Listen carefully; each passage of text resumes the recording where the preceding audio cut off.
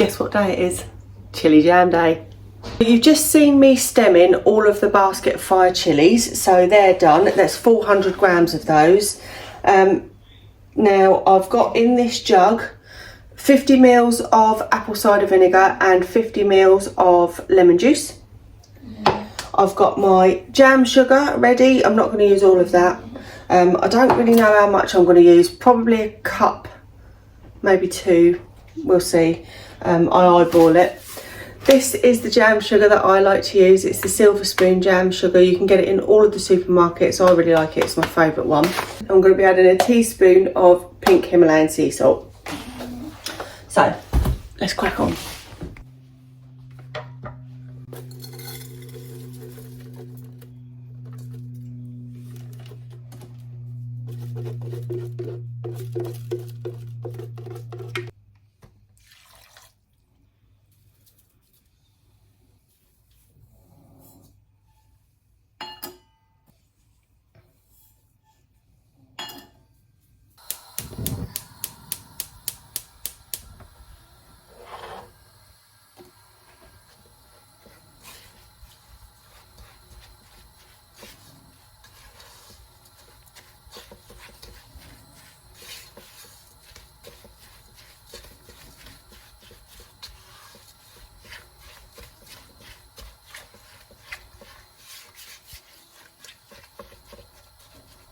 So, as you can see, once it starts heating up, it will release all of its own juices.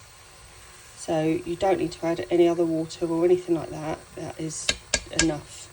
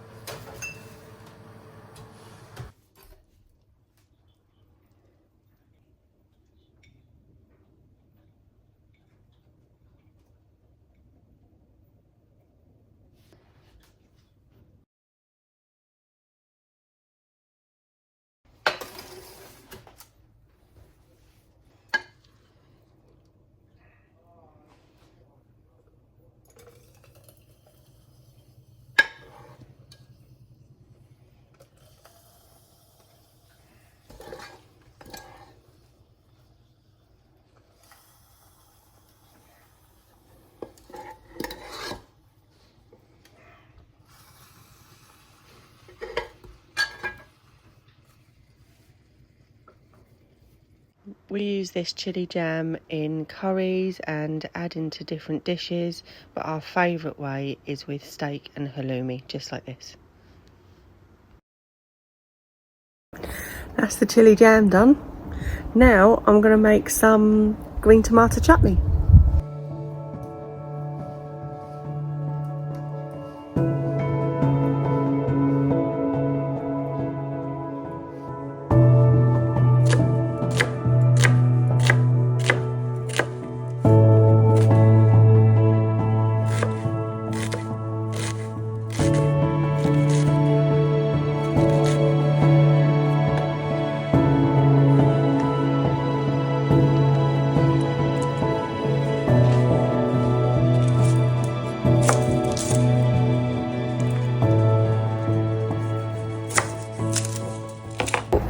If you've never made any chutney before, I would highly recommend doing it outside if you can, because it stinks when you're cooking it.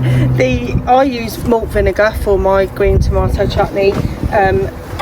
Any vinegar when you're reducing it down really does it's quite pungent, so if you don't want it to smell like that indoors, get yourself outside if you can.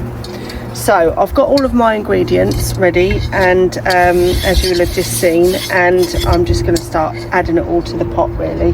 So let me show you. So first of all, I have got 500 grams of green tomatoes. Now you can peel them if you want to. I mean, to peel them that this small is really tedious. Also, you can chop them if you want to. They will break down a bit, so I'm not going to bother because most of mine are actually small, so they're going straight in. Then I've got the same quantity again of red onion, so that's going in. So 500 grams this is of each.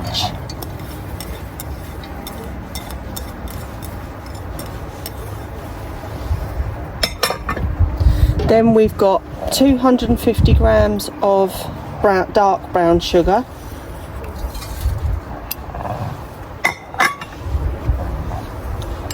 $250 grams of raisins or sultanas. I've actually got sultanas here. It's up to you what you use, whatever you've got. Now I've used, as you saw, 2 of my big elephant cloves. It's given me that much, which is probably about 2 heaped tablespoons, but again, you don't have to use garlic if you don't want to, so it's entirely up to you, but I like to.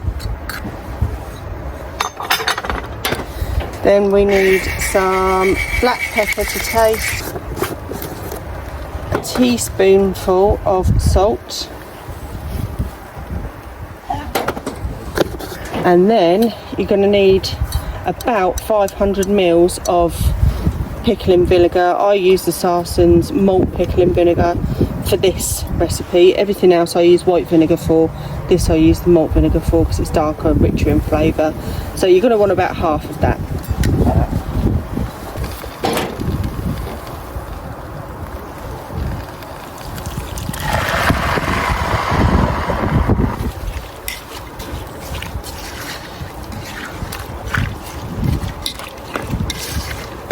Weird because immediately it smells like a pickle,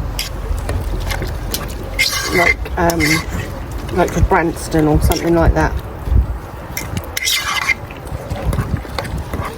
Give it all a big stir together. I might add just a little bit more vinegar than that, so that it just covers everything. I mean, some of it's sticking out, but hold on, let's get closer, like that. And then we just need to cover and leave it for about 1 hour. We'll come back to that.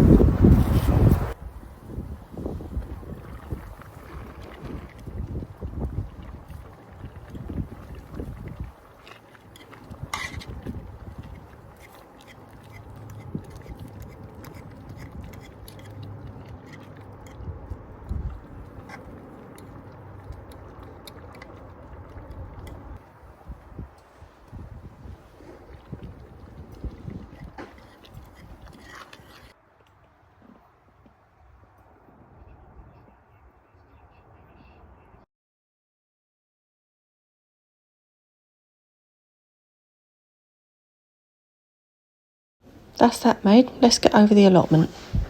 Hi, we're in the shed and I'm going to try and plant some of these Savoy cabbage because they were given to me and I thought, do you know what, we'll just try and get them in. So I'm going to pop them up in here. So it is a little bit late. I mean, on the packet it does say June, July to sow. I mean, we're only 2 weeks out, so I'm just going to try them, see if they work. Right, where is my knife? There it is. So I'm using some of the John Innes seed sowing compost. I'm just going to give it a go with that, I think, because, you know, I want to make sure I've given it the best start, really, that I can. And I know from previously it was really nice, so I'll just give it a go.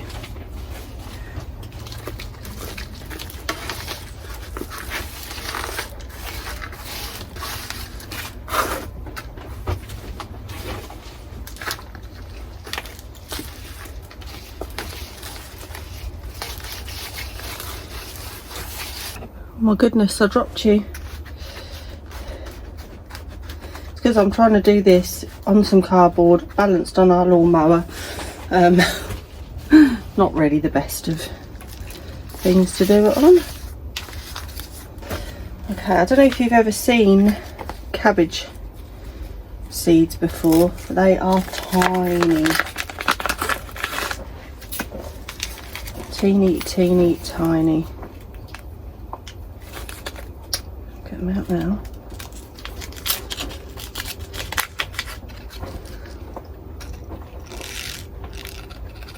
So a big head of cabbage comes from those tiny little seeds.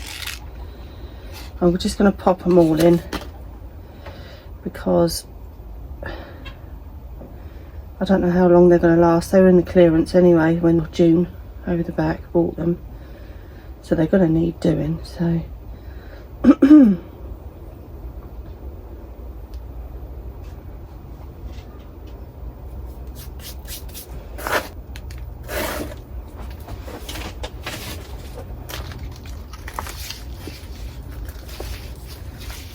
but I'm also going to do some January King because I really like the look of them.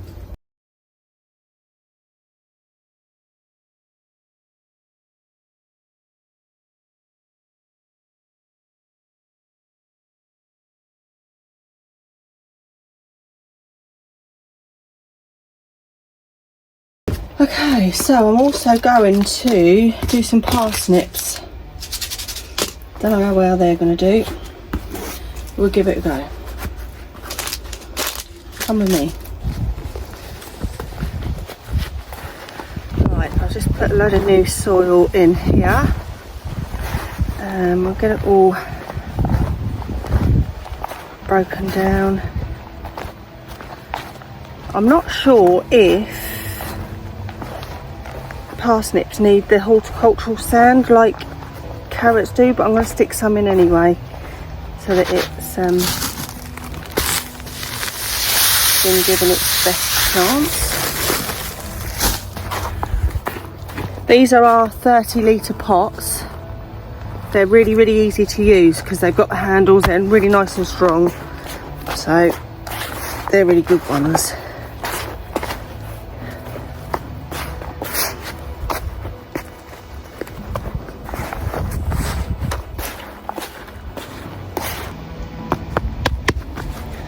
Right, these parsnips are Gladiator F1 parsnips. We'll see how they go.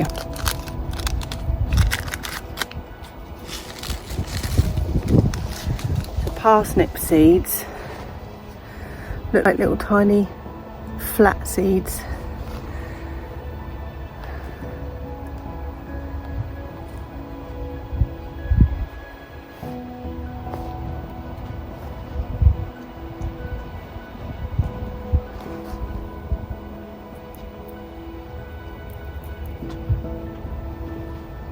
I'm sure someone's going to say, no, it's too late, but you just give it a go. I've been told that if they're in the ground when it's cold, that they get sweeter. So, we'll give it a go.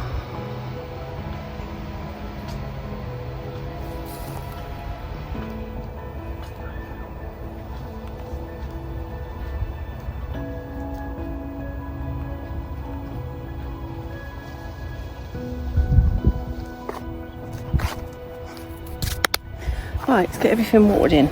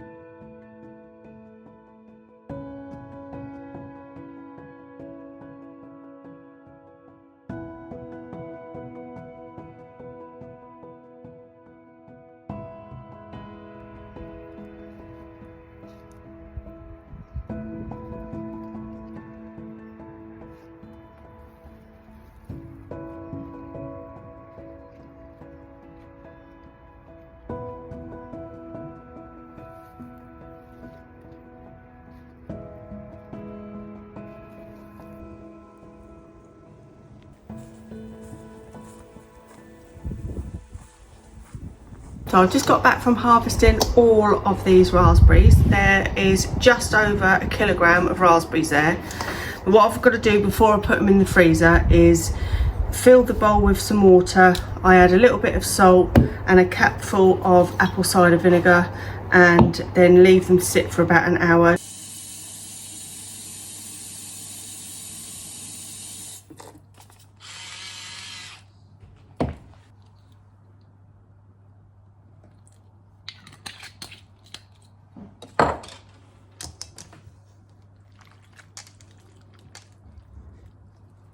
So this is our med bed. So I've got everything I need out here to cook a really nice Mediterranean meal. So I've got my basil here, I've got tomatoes, I've got oregano, and obviously we've got some chilies indoors. So I'm going to pick everything that I need today to make a lovely spag bowl.